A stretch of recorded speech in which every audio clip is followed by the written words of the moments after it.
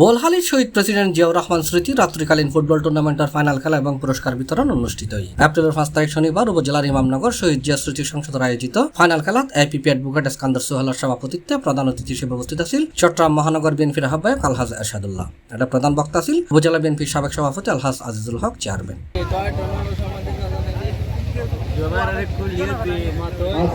উপজেলা যুবদলের যুগ্ম আহ্বায়ক এমদাদুল হক চৌধুরী রিটুর সঞ্চালনায় শওকত আলম শওকত, শহীদুল্লাহ চৌধুরী, জাফর আহমদ, মোহাম্মদ আশরাফুল আলম, দক্ষিণ জেলা যুবদলের সাধারণ সম্পাদক Mohammad Asgar, doctor Muhsin Khan Tarun, Mohammad Zahed, Asif Chowdhury Limon, Abul Hashem, মুজিবুদ্দৌলা Manju, M A মঞ্জুর, আবু আক্তার, মোহাম্মদ আফসার, জসিমউদ্দিন, আনোয়ার, সিরাজউদ্দিন, শহীদ আলম মামুন, গাজী বখতিয়ার এবং এস এম ইকবাল সহ আরো অনেকেই এড উপস্থিত আছেন। এছাড়াও আরো উপস্থিত আছেন আতিকুল্লাহ নূর, নজরুল ইসলাম তুহিন, জাবেদ, তাজুল ইসলাম রাসেল, সেলিম হুতিব, মোহাম্মদ আলম, আবু তালেব, সাজ্জাদ, মুজাম্মেল হক, আবুল মনসুর সহ আরো অনেকে। এছাড়াও জেলা উপজেলা ইউনিয়ন বিএনপি, যুবদল, শ্রমিক দল, স্বেচ্ছাসেবক দল, মৎস্যজীবী দল, ছাত্র দল, বিভিন্ন নেতৃবৃন্দ দলও এড উপস্থিত আছে।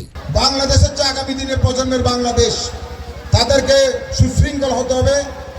আগামী দিনের প্রজন্মকে তাদেরকে যত অবক্ষয় আছে, অবক্ষয় মুক্ত থেকে বাংলাদেশকে নতুন দিগন্তে পৌঁছাতে হবে। গত 15 বছর ফেসিস্ট সরকার ক্ষমতায় ছিল, তারা এই বাংলাদেশকে ক্ষত বিক্ষত করেছেন। তারা বিভিন্ন ধরনের অরাজকতা যেভাবে শুরু করেছেন,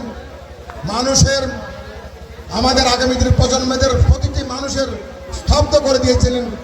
আইসিটি অ্যাক্ট করে তারা যেন মানুষ কথা বলতে না, তাদের বিরুদ্ধে কোনো কথা বলতে না পারে, সেই ধরনের তারা অবৈধ সংসদে এগুলি পাশ করেছিলেন।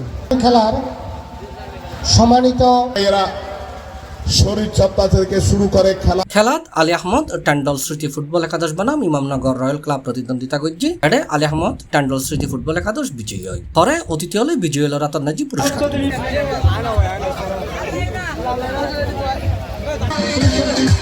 টি প্লাস টিভি, চট্টগ্রাম।